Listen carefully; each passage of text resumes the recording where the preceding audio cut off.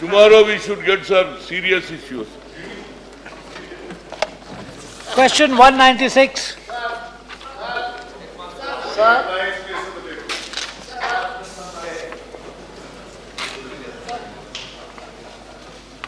Supplementaries, please. Sir. Where is the absent? All right. Sir. Shrimati Rajni Patel. Sir, मंत्री जी ने जो जवाब दिया है वो अधूरा जवाब है, बहुत ही संदिग्ध जवाब दिया है। उन्होंने लिखा है कि पणजी सहित दूरदर्शन और आकाशवाणी में रिक्तियों के मुद्दे को हल करने के लिए सरकार ने आवश्यक श्रेणी के 3067 पदों को पुनर्जीवित करने का अनुमोदन प्राप्त कर दिया गया है और कार्यवाही शुरू कर दी है। सर, आज की तारीख में पणजी में दूरदर्शन और आकाशवाणी के दफ्तर खाली पड़े हैं। मैं आपके माध्यम से मंत्री जी को पूछना चाहती हूँ कि कोई काल मर्यादा, कोई टाइम बाउंड प्रोग्राम काल मर्यादा उस चयन आयोग एसएससी के लिए उन्होंने रखा है क्या?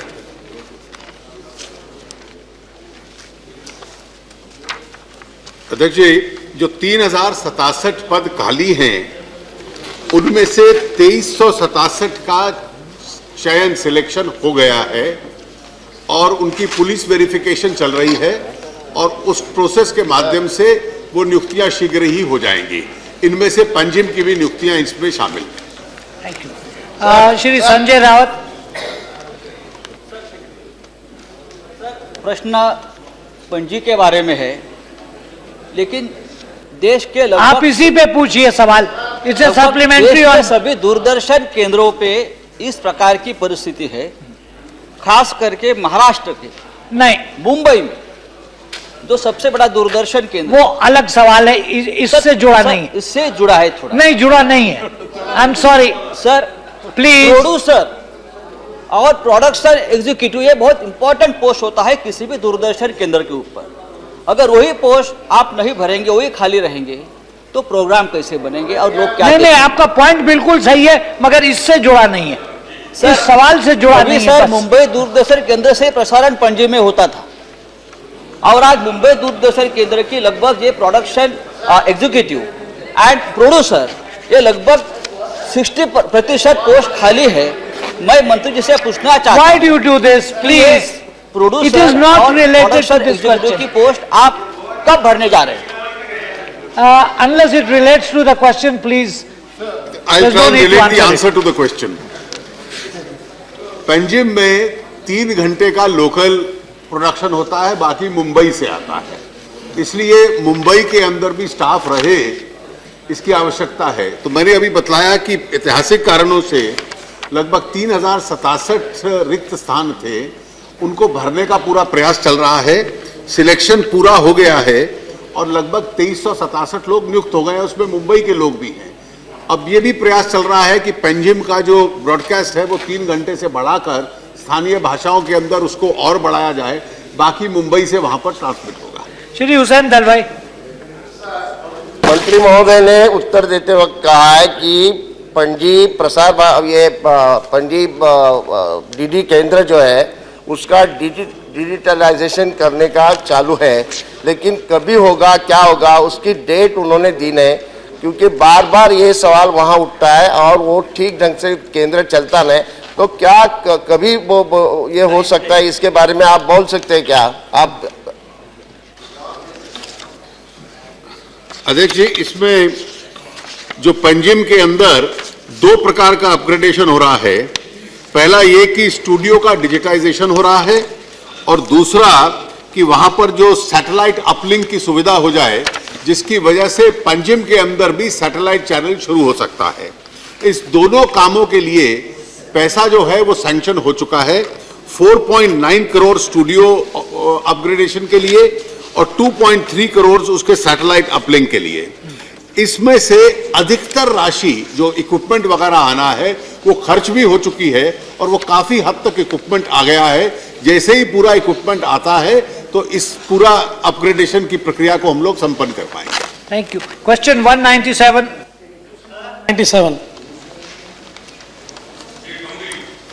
Question number 197. A to C, a statement is laid on the table of the House. H1N1 was prevented in the country in 2009. It is continued in 2010. Well, World Health Organization want that would continue seasonally influenced virus. Since January 2015, 27,816 affected patients, 1,627 is died. Minister, whether any proposal it is there in the minister to earmark any amount to give the state at central assistance in coming years, so that can be take steps in their own state.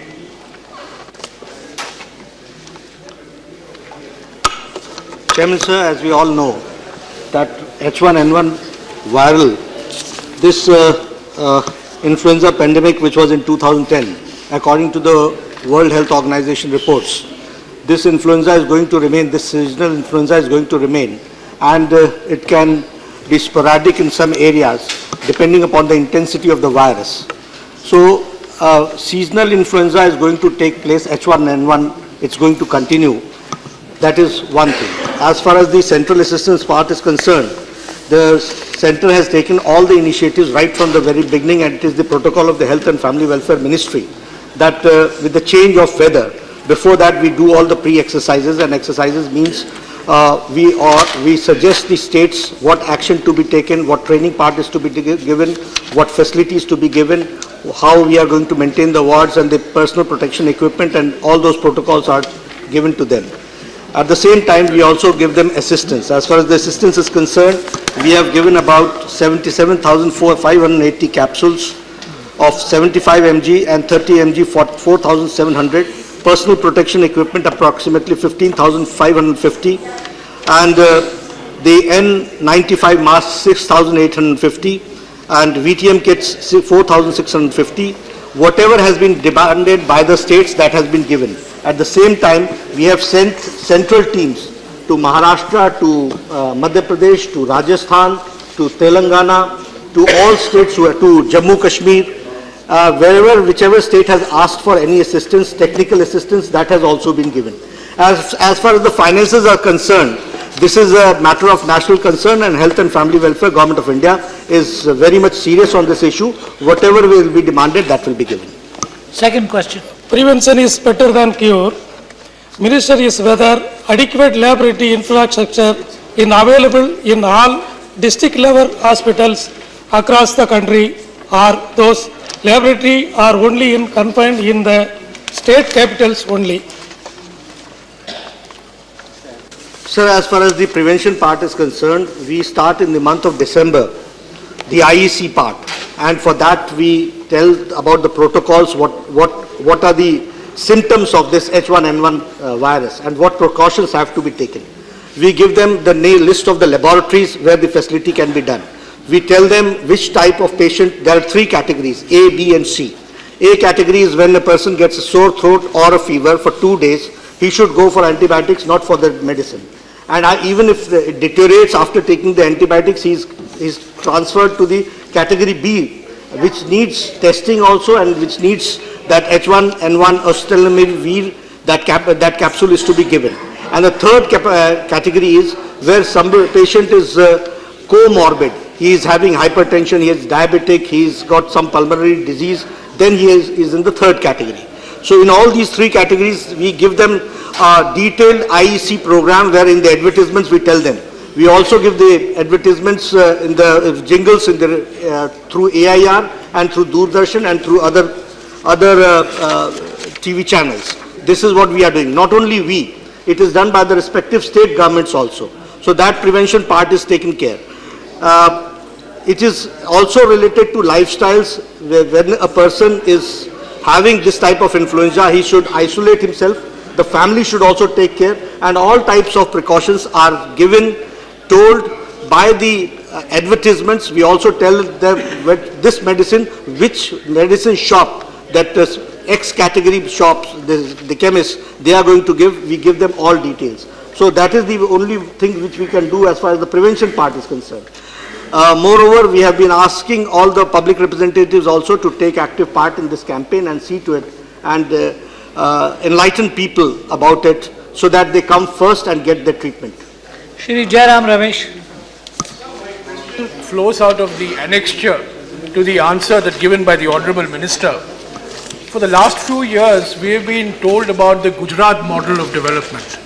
The counter narrative has been that Tamil Nadu and Kerala have done much better than Gujarat in matters of health. So this annexure shows that 20% of the swine flu cases are in Gujarat alone, only marginally lower than Rajasthan. And you compare it with Tamil Nadu and Kerala, they're absolutely insignificant in those two states. I want to ask the Honorable Minister, why is Gujarat accounting for such a high proportion when it is supposed to be a model for the rest of the country? Sir, Honorable Member is a learned senior leader and he has got a right to ask this question. But I would like to say that according to the answer itself, that the virus occurs sporadically. It does not decide the area. And when it does not decide the area, good luck to Tamil Nadu that it is not affected. But at the same time, I would like to say one thing, that in Gujarat and Madhya Pradesh, the surveillance has been very good. They have gone, the ANMs have gone in Ahmedabad urban, in Ahmedabad rural and in Kutch areas. They have asked the people to come and get themselves checked. That is why the number is also more. Because they have gone, they have got themselves tested, and that is why the number is also more. So that surveillance part in Gujarat and Madhya Pradesh has been good. And we can't help it. Ajay Sancheti.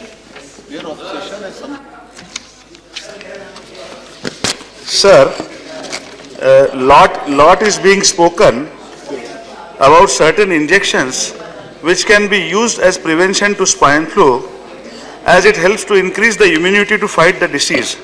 Is this a fact, and if yes, is it available in ample in affected areas? Thank you. Sir, this is a very relevant question because a lot of confusion is there about the vaccine.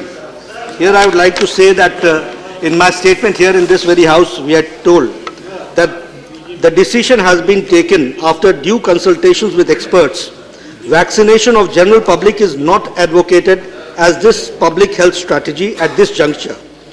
And honorable members may also like to know that vaccination helps only, it comes into, it activates only after it gets effective only after 3 to 4 weeks. It has been suggested to the health workers, but at the same time they have been told that this vaccination is not a complete protection part of it. You have to also use the N95 masks and personal protection equipment. So through you and through the member and through the house, I would like to enlighten everybody that vaccination strategy has not been advised by the experts. Shri Ashok Gargoli. To you, Honorable Chairman, we've been reading in the press about the points raised by some MIT scientists of the frequent mutations of the H1N1 virus, which appears to be logical, but have they tested the current Indian virus in order to ascertain their claim that the H1N1 virus has mutated, and are our scientists confirming that claim, and is the vaccine being accordingly modified in order to be effective against the strain that is spreading around India? Important question because there is a lot of confusion. We have given a clarification regarding that. The NIV Pune is constantly keeping a watch on this virus, and regular tests are being done. There is no mutation taking place in this virus, number one. Number two, this has been confirmed by Atlanta lab also, and therefore there is no change in the strategy as far as dealing this virus. No, it has not mutated. All viruses mutate, that is a biological reality. I understand. So please kindly keep a constant vigil whether the virus is mutating or not. Sir, we are keeping a constant vigil on it. NIV Pune is taking care of it. But at the same time, I would like to tell everybody, and through this house to the nation also, that the virus has not mutated. by this at this point of time. Thank you. Question 198. Question 198, Dr. Chandan Mitra. Sir, question 198. Thank you. Supplementaries, please. Sir, I must compliment the Minister for a very brief and precise response that he has given to this question, but one or two clarifications I would still like to seek. Sir, according to my information, the agreement was for the supply of 200 plus 72 Sukhoi Mark 1 aircraft, fighter aircraft. So the Minister in his reply has talked about 25 new engines with modified technology having been procured from Russia. So, sir, what exactly is the number? I would like to know whether it's 72 or 25, and whether India will have to pay extra for getting these modified engines fitted in the Sukhois. Speaker sir, 200 Sukhoi are already delivered. So the rest 72, when they come, they will automatically come with the modified engine. In regards to these 200, 25 engines we have already brought new version, and another 12 are already ordered. Necessary modifications are being carried out on the engines when they come for the overhaul. So we have done 8 such overhaul already, and all the engines will be done, all the 9 technical parameters which has been identified for modification as and when they come for the overhaul. Second question. Any proposal for co-production or joint production of the Sukhoi 30 Mark 1 aircraft in India? And if so, whether the modifications will be now put in place for all new aircraft that are manufactured, whether in Russia or through co-production in India. Carried out by HAL in India with OEM support, technology support through 6 locations of HAL. The Aircraft Manufacturing Division Nasik, which does the airframe and final integration, including test flying of Sukhoi. Aircraft Manufacturing Koraput, it does the aero engine AL31FT, which is the focal point of your question. Avionics Division Hyderabad does radar and other avionics. Avionics Division Korwa does the flight data recorder and other avionics. Accessory Division Lucknow, mechanical, hydraulic and fuel accessories.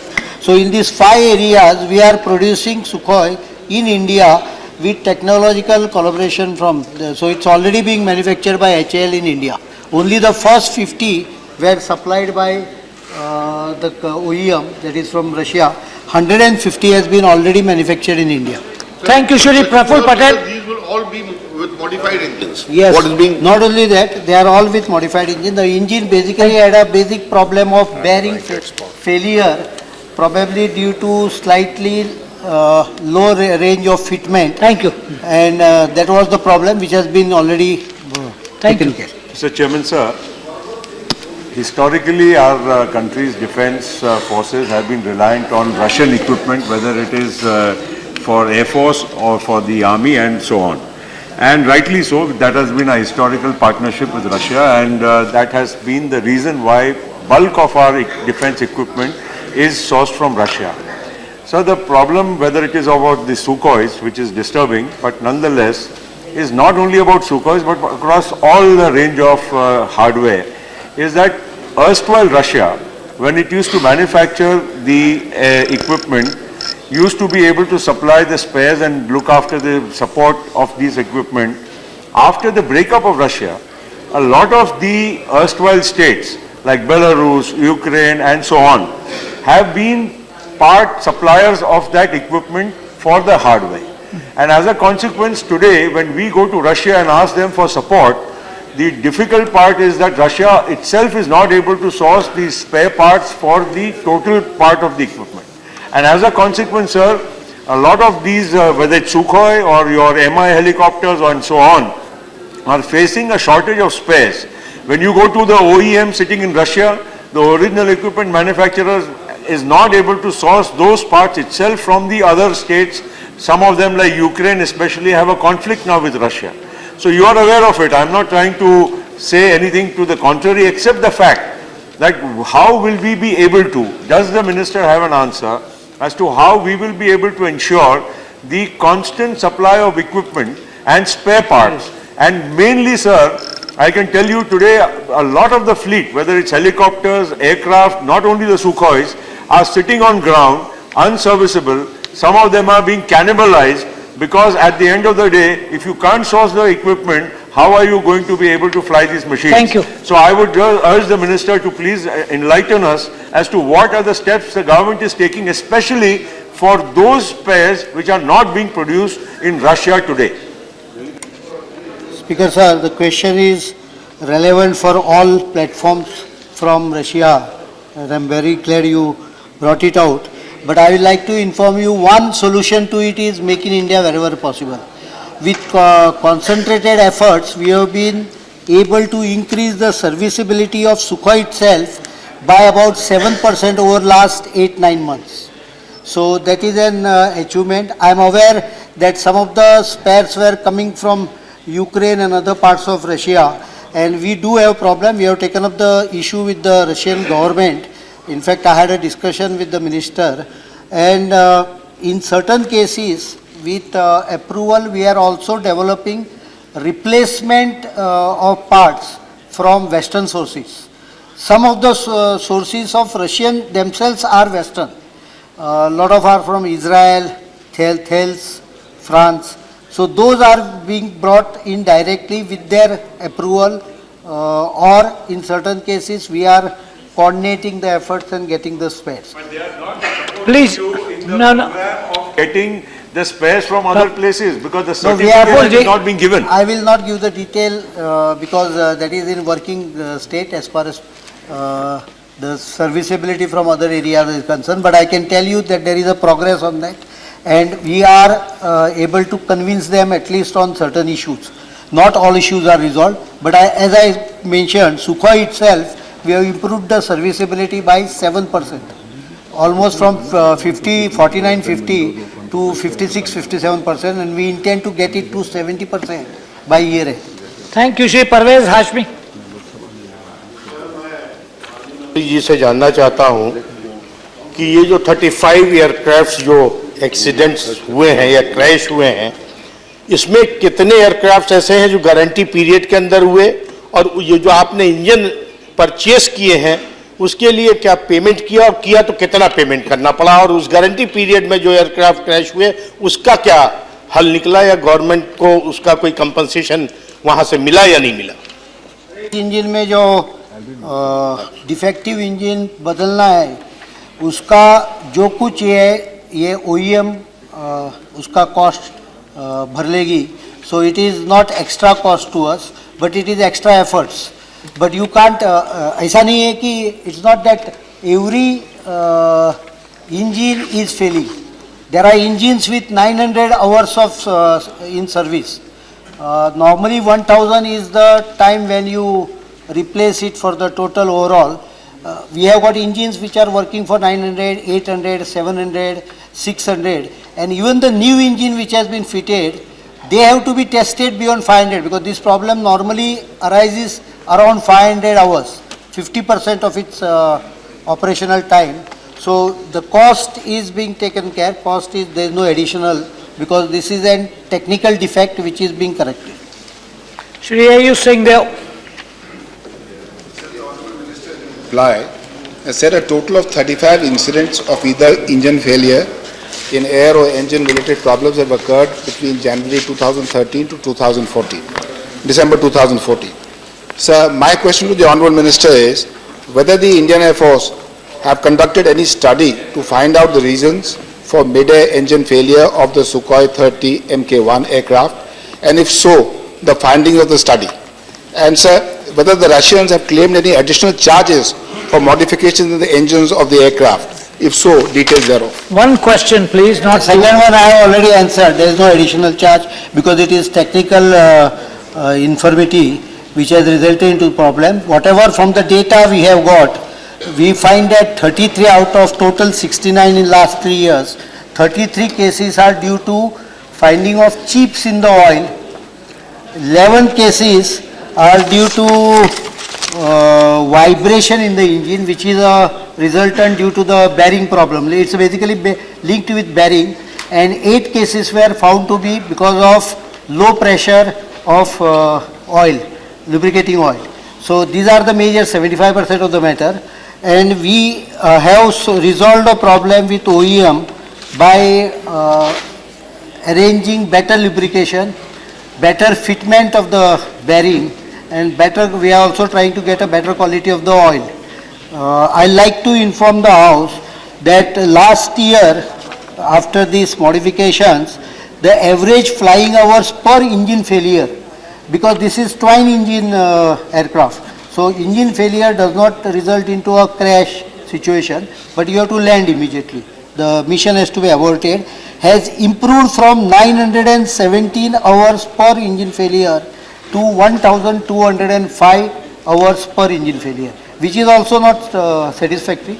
We have to improve it further, but I am sure, I have discussed the technical aspects also, and I am sure with the new engine the problem should subside.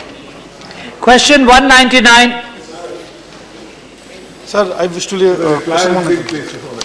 Supplementary, please. Sir, to you, I would like to ask the Honorable Minister, sir, in the name of renewal of the national Mediclaim policy, is he aware that the national insurance company is forcing the people to migrate to the national insurance premium plus policy in the name of renewal for even old timers, thereby using a backdoor route to hike up the premiums? So these are two separate policies.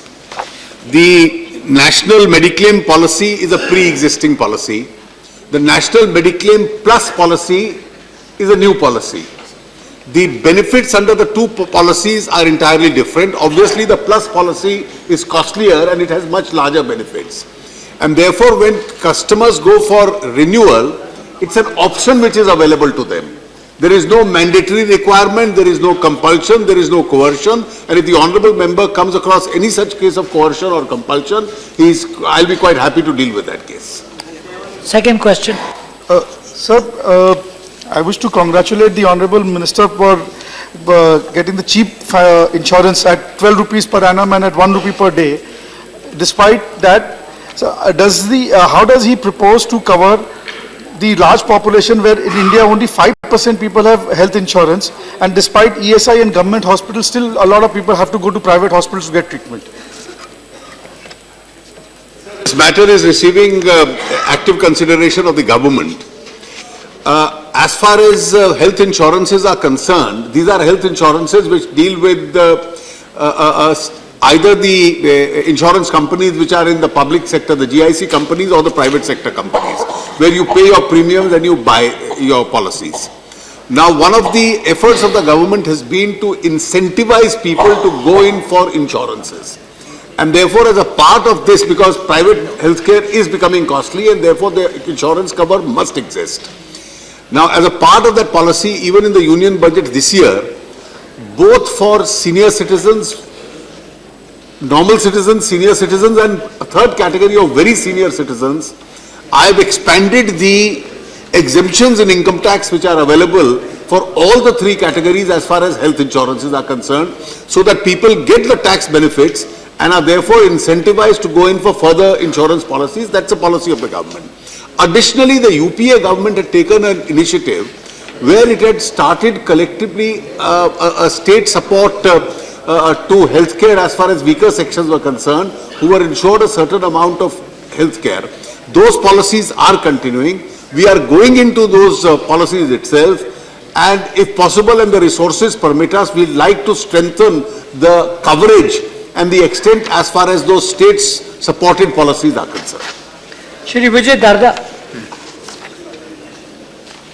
Sir, मैं माननीय मंत्री महोदय से जानना चाहता हूं कि जब ये इंश्योरेंस पॉलिसी निकाली जाती है हेल्थ केयर की, उस समय पे वो प्रीमियम तो ले लेते हैं, मगर जब वो पेशेंट एडमिट होता है हॉस्पिटल में, उस समय के अंदर वो कई कारण बता के वो रिफ्यूज़ कर देते हैं. क्या आपका मंत्रालय इस बारे में स्पेशल गाइडलाइंस बना देगा क्योंकि इसके साथ में कई कंज्यूमर्स लोगों की चीटिंग होती है। और जब वहाँ पर आप एडमिट कर देते हैं तो एडमिट करने के बाद कहते हैं कि आपकी ये उम्र है, आप ये ऑपरेशन नहीं करवा सकते, और इस प्रकार से जब प्रीमियम लेते उस समय भी ये सब बातें वो नहीं बताते, तो उससे बड़ी चीटिंग होती है। तो मैं जानना चाहता हूँ कि इस बारे में आप स्पष्ट निर्देश क्या देंगे उसके अंदर? सर, एज फार एज जहां तक इंश्योरेंस पॉलिसीज का सवाल है, कोई भी इंश्योरेंस कंपनी, चाहे वो स्टेट सेक्टर की इंश्योरेंस कंपनी हो या निजी क्षेत्र की हो, जब वो पॉलिसी बनाती है, अपना प्रोडक्ट बनाती है, तो उस प्रोडक्ट को उनको जो रेगुलेटर है आईडीआरए, उससे उसका नियंत्रण और अप्रूवल करवाना पड़ता है। तो ये सब अप्रूव्ड पॉलिसीज होती हैं। होता क्या है कि जब कंज्यूमर उस पॉलिसी को लेता है और वो पॉलिसी के कागज साइन कर देता है, तो उस फाइन प्रिंट को कई बार वो ध्यान से नहीं देखता कि उस फाइन प्रिंट में क्या चीज कवर्ड है, क्या नहीं कवर्ड है।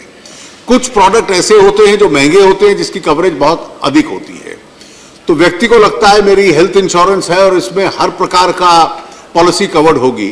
तो इसलिए कंज्यूमर्स के हित में भी ये है कि ये अप्रूव्ड पॉलिसीज हैं, केवल कंपनी द्वारा अप्रूव्ड नहीं है, ये आईडीआरए द्वारा भी अप्रूव्ड होती हैं, और इसलिए उस फाइन प्रिंट को ध्यान से पढ़ ले। ये विवाद चल रहा है कि कई बार इस प्रकार की बीमारी या तकलीफ हो जाती है, उसके लिए ऐसी ट्रीटमेंट चाहिए जो उस पॉलिसी के द्वारा कवर्ड नहीं होती, और इसलिए कुछ अधिकतर कवर्ड हैं। जैसे आज भी मैंने डेटा निकलवाया इसका, लगभग 10% केसेस ऐसे हैं जो क्लेम्स रिजेक्ट हुए हैं क्योंकि वो उस पॉलिसी के तहत कवर्ड नहीं थे।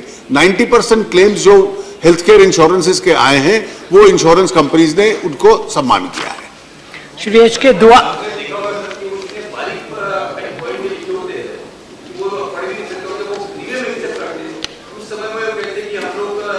डॉक्टर का सर्टिफिकेट लेते हैं और डॉक्टर का सर्टिफिकेट लेने के बाद में उसको अप्रूव करते हैं। Next question please. Sir, is the government aware of the complaints, a large number of complaints, which come from the senior citizens? The insurance companies are reluctant to give health insurance policy to very senior citizens. They generally reject it. And secondly, there are problems about settlement of the claims, which take long time. How is the government going to tackle these complaints? You have asked two questions. Which one do you want to answer? Sir, it's a settled insurance global practice that as far as very senior citizens are concerned, beyond a certain age, the policies don't cover them. As a result of which, they have to undertake their own expenditure. So if you have gone through carefully the proposals that I have made in the budget proposals itself, so with regard to very senior citizens who are not eligible for the policies, there is a provision which I have provided that their medical expenditure up to a certain outer limit, say 60,000 or so, if I remember offhand, this figure is subject to correction, is subject to tax deduction in the case of senior citizens, even if they don't have a policy. Shri Rapulo.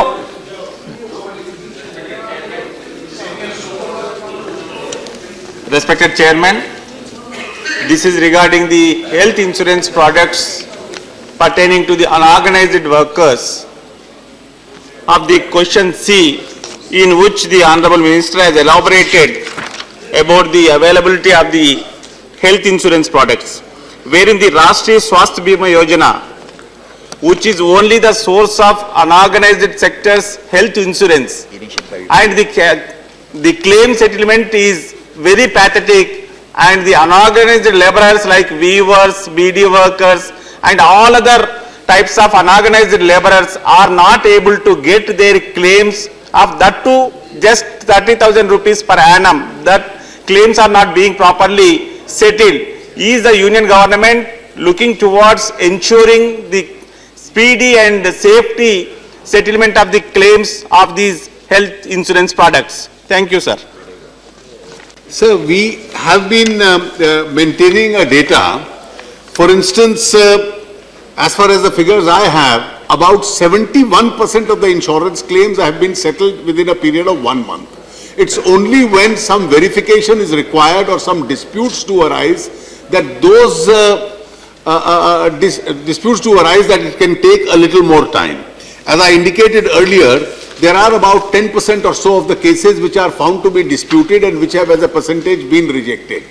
I may also just clarify, because in the last question where I was indicating, there are some companies now, particularly after the amendment which will be notified to the Insurance Act, IDRA has been given powers to regulate the companies quite strictly now. The increased powers have been given, and some of the companies have now proposed to come out with insurance policies even for the very senior citizens. Thank you. Question 200. Yeah. So question 200, A to D, a statement is laid on the table of the House. Thank you, sir. Chairman, sir, it is surprising that while on one hand we are asking or urging the world leaders in UNO to adopt yoga as a way of life, and on the other hand, the government seems to attach little importance to yoga, a therapy in naturopathy. Out of huge funds that are allocated for health sector in the budget 2015-16, we have no money for naturopathy. There is not even one dispensary for naturopathy treatment in the national capital or Mumbai, where the large number of CGHS beneficiaries reside. So I would like to ask the Honorable Minister whether government is thinking of providing naturopathy treatment facility to CGHS beneficiaries in its dispensaries. Thank you. Sir, it's a very relevant question, and I share the concern of the Honorable Member. The Department of Ayush and the CGHS, both together, they have gone for a tender which was done in 2012. Because of some tendering process problems, this tender was not finalized.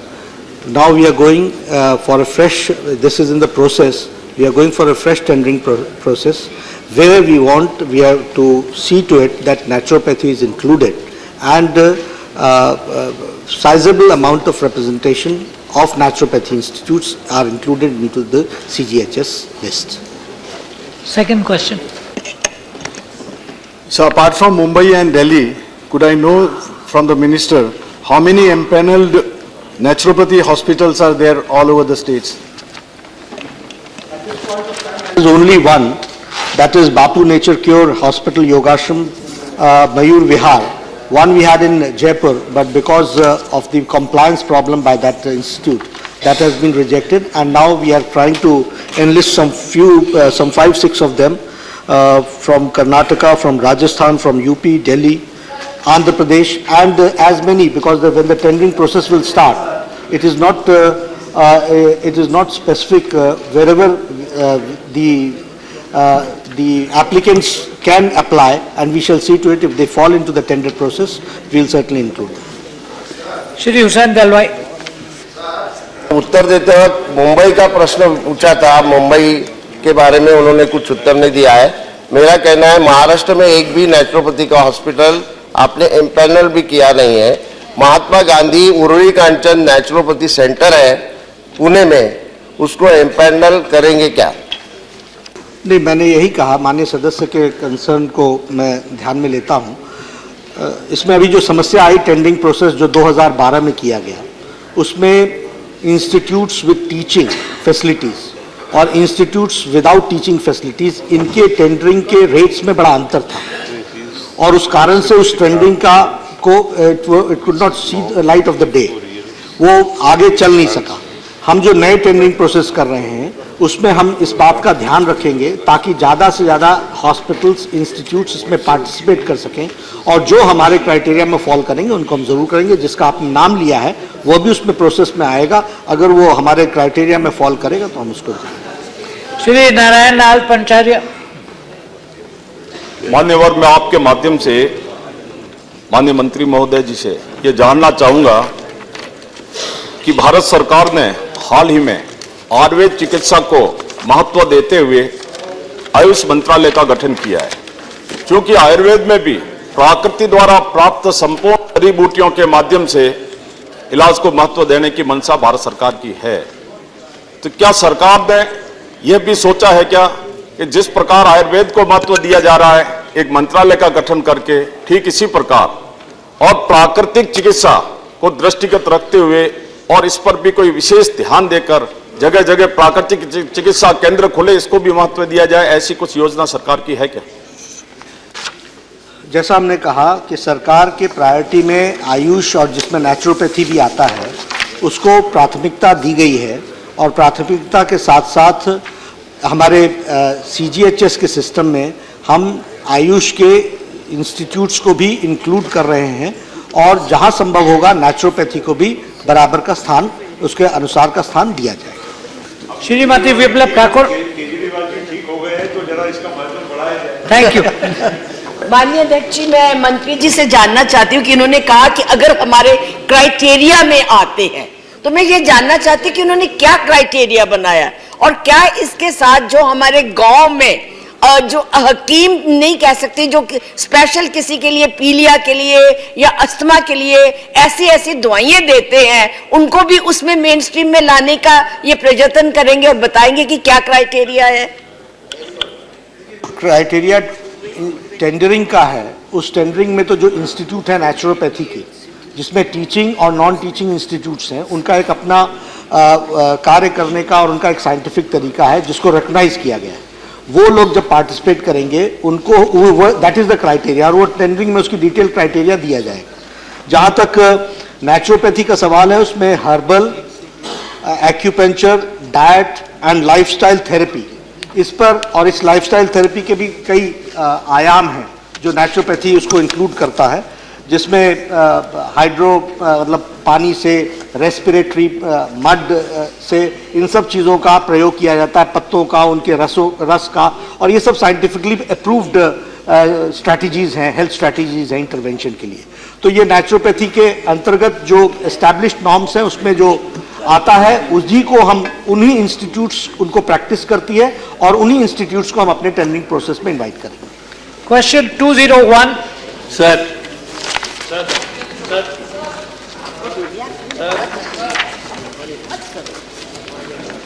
let the answer be given. Sir, my first question would be, sir, large number of Indians, at least 1,600, of whom die from waterborne disease every day. In spite of that, the government is saying that they are giving a lot of help and assistance to the state government. As I state, the government of India supplements the efforts of the states by providing the technical and financial assistance under the centrally sponsored National Rural Drinking Water Program for providing safe and adequate drinking water supply facilities in the rural area of the country. But sir, the figure shows it is not practically happening. Figure shows that due to the polluted water, large number of the people in the rural area, particularly the arsenic affected people, are dying or they are carrying different type of diseases. The government has the institute in... What is the question? My question is this: how much money has been allotted to the different state, and government whether has any other program to open institute to stop this disease in different state capital? Thank you. Sir, this question pertains to two ministries. Waterborne disease, so drinking water is one of the very important aspects, which is taken care in rural drinking water is taken care by the Ministry of Rural Development. But at the same time, Health Ministry deals with the diseases, which is the outcome of the waterborne disease. Sir, as according to the reports of the survey, approximately 14,132 habitations are affected by contamination of fluoride, and 1,991 habitations are affected by arsenic. Now, as far as the fluoride part is concerned, it has got a very direct relationship to the disease. Fluorosis develops and physical disability takes place. As far as the arsenic part is concerned, it leads to complication in a person's, not as a disease, but it leads to the complication, and at the same time, comorbid patient gets compromised because of the arsenic issue also. as far as this part is concerned, there are two strategies with not the health ministry, but the Ministry of Safe Drinking Water has taken. That is that for chemical contamination, the National Rural Drinking Water Program for providing safe and adequate drinking water supply in rural areas of the country, and 5% of the funds are being given to see to it that the chemical contamination part is taken care and it is addressed. At the same time, approximately 67% of the funds under the National Rural Drinking Water Program is to be spent on the water purification and to increase the quality of the water. So this is being undertaken by the Ministry of Rural Development Department and Safe Drinking Water. Thank you. And what we are doing is that we are trying to give them, first of all, we are spending money on surveillance, we are spending money on lab facilities, we are spending money on reconstructive surgery, we are spending money on capacity building. These are the aspects which we are taking care. So combined both together, of course, as the member has said that it is inadequate. We have got some long-term strategy and some short-term strategy. As far as the short-term strategy is concerned, by 2017, the Ministry of Rural Development intends to give 8 to 9 liters of safe drinking water to every person by 2017. That is the short-term strategy. And the long-term strategy is to give them safe drinking water through pipes. Thank you. Second question. Sir, what the Honorable Minister has said, it is absolutely utopian idea. To supply the safe water to the rural people. All over the country it is practically impossible, but he has said this thing.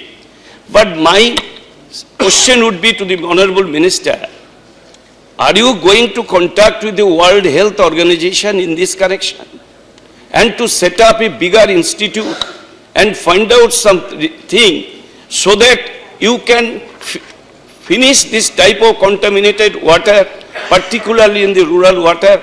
After the independence, still the people are suffering, taking this contaminated water. Thank you. I share the concern of the Honorable Member. I had also assured that I will be visiting those areas, especially in Telangana area. Lot of fluorosis cases are there, and this is a very serious thing. The suggestion is well taken now, whether we take up with World Health Organization or, but actually the problem is with the water, and water ko purify karne ke there are strategies which has been mentioned by the Rural Development Drinking Water Ministry. But certainly because it's a health issue, I can only assure the member that we will have a detailed discussion with the Ministry of Safe Drinking Water and strategize so that this problem is taken care of. Shri Avinash Rai Khanna. धन्यवाद sir. Sir, जो C part है इस question का वो है कि सरकार कौन कौन से कदम इस बीमारी को रोकने के लिए लेगी। उसके जवाब में माननीय मंत्री ने जवाब दिया है कि सी पार्ट का कि further government of India also started the national programme for prevention and control of disease in 11th 5-year plan. So far 111 districts, 111 districts have been covered under the program. So मेरा question है sir, 111 जिलों का इनके पास क्या experiment है, उनमें क्या इस डिजीज को रोकने के लिए कामयाबी मिली है? अगर मिली है तो क्या बाकी जिलों में इस प्रोग्राम को एक्सटेंड करने की कोई योजना है? Thank you. मैं माननीय सदस्य के प्रश्न का से उनका कंसर्न समझता हूं। इसमें एक बात समझने की है कि डिजीज का कारण पानी है, और पानी के दृष्टि से हम स्वच्छ पानी पिलाएं और उसकी व्यवस्था की दृष्टि से मैंने एक डिटेल विषय उसका जवाब दिया है। जहां तक हेल्थ का सवाल है, उसमें हमको अच्छे रिजल्ट्स ये आए हैं कि सर्विलेंस करने से हमको पेशेंट जो उससे अफेक्ट हो रहा है वो टाइम का पता चल रहा है। उसके लिए सेफ ड्रिंकिंग वाटर का रिकमेंडेशन और जो भी उसके लिए आईईसी करना है वो हम कर रहे हैं। ये जैसे किसी को फ्लोरोसिस के कारण हैंडीकैप हो जाता है तो उसकी रिकंस्ट्रक्टिव सर्जरी कर रहे हैं। उसको एक रिहैबिलिटेशन के लिए जिस तरीके का प्रोसेस किए जा सकते हैं उसका इंटरवेंशन कर रहे हैं। अपने यहाँ इसकी टेस्टिंग फैसिलिटीज़ के लिए कैपेसिटी बिल्डिंग कर रहे हैं, लेबोरेटरीज को सेटअप कर रहे हैं और उसमें हमको लाभ भी मिला है। अभी 111 डिस्ट्रिक्ट्स में किया है, इसके फेज में हम 230 डिस्ट्रिक्ट्स और ले रहे हैं। तो ये this is a continuous process which we are doing. लेकिन हाँ, जैसे सभी सदस्य कह रहे हैं, मेरा भी ये मानना है कि इसमें मिनिस्ट्री ऑफ रूरल डेवलपमेंट के साथ बैठ करके एक हमको इसका फुल प्रूफ स्ट्रेटेजाइज करना होगा, जिसका मैंने आश्वासन लोकसभा में भी दिया है, इस हाउस में भी मैं देता हूं। जल्द ही एक बैठक बुला करके इसको हम स्ट्रेटेजाइज करेंगे। श्रीमती जया बच्चन। मंत्री जी, आपने जो एनेक्स 2A में जवाब दिए हैं, कुछ स्टेट्स ऐसे हैं जहां की ये फ्लोराइड इफेक्ट बहुत ज़्यादा है, खासतौर राजस्थान, कर्नाटका, मध्य प्रदेश और तेलंगाना। मैं जानना चाहती हूं कि इन जगहों पर खास ये नंबर्स इतने ज़्यादा क्यों हैं, और ख़ास तौर से राजस्थान जहां पानी की तो ऐसी ही तकलीफ है। ये एक्चुअली आर्सेनिक और फ्लोराइड ये जियोग्राफिकली कुछ एरिया में इसकी परसेंटेज ज़्यादा है और ये दैविक है, कुछ जियोलॉजिकल जो उसके एरिया है, उस एरिया में उसका कंटेंट ज़्यादा है, इसलिए वहाँ पर पानी में भी उसका कंटेंट ज़्यादा है। और इसके कंटेंट के ज़्यादा होने के कारण वहाँ का पानी, इससे के लोग वहाँ सफ़र करते हैं। और इसका तरीका यही है कि इनको बाहर से या इस कंटेमिनेशन को समाप्त करके इस पानी का उपयोग किया जाए। और अब ये किसी किसी जगह पर है, किसी किसी जगह पर नहीं है। कुछ एरियाज हैं, जैसे ये गैंजेटिक प्लेन्स है, इसके साइड में ये आर्सेनिक काफ़ी है। उसी तरीके से तेलंगाना रीजन में फ्लोराइड का कंटेंट काफ़ी है। कुछ वेस्ट बंगाल के एरिया में है। आपने कुछ नाम लिए हैं, कुछ स्टेट्स के नाम लिए हैं।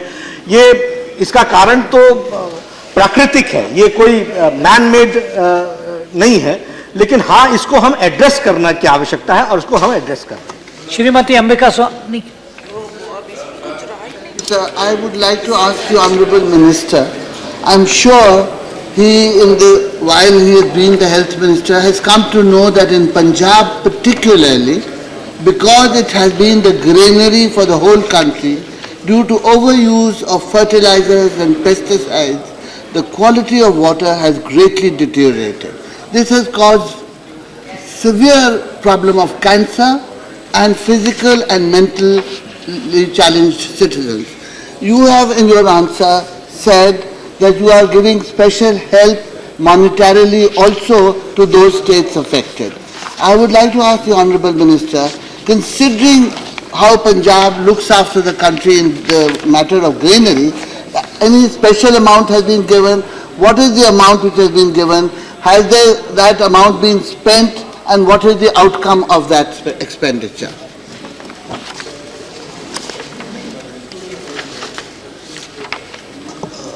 Sir, first of all, I share my concern with the honourable member. It is a fact that few areas of Punjab, वहाँ arsenic or because of the using of fertilizers and other things काफ़ी ज़्यादा है, and cancer patients are much more. As far as the funds are concerned, every state is being given funds. At this point of time, I'll give the details of it. I don't have it at this point of time, but certainly this issue is to be addressed, and Government of India is very enlightened about the issue, and we would like to give the required amount of funds which is needed for that purpose. But certainly we are opening a cancer, we are upgrading the Institute of Cancer there in Punjab, and other facilities are being given. Recently our Honourable Finance Minister has said that we are going to open one AIMS in Punjab. So all this is going to take care as far as the health facilities is concerned. But Punjab has been given 87 crores in this financial year to tackle this. Is there any monitoring? Question 202.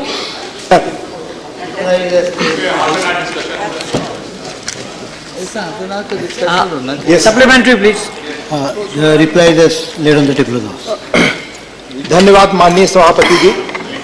आपके माध्यम से माननीय मंत्री जी से जानना चाहता हूं कि लिखित उत्तर में उन्होंने जो सूचना दी है कि नालंदा और कोरबा यूपी ऑर्डिनेंस फैक्ट्रीज पर अब तक लगभग क्रमशः 934 करोड़ और 282 करोड़ निवेश हो चुके हैं, पर अब तक उनमें प्रोडक्शन नहीं हो रहा है।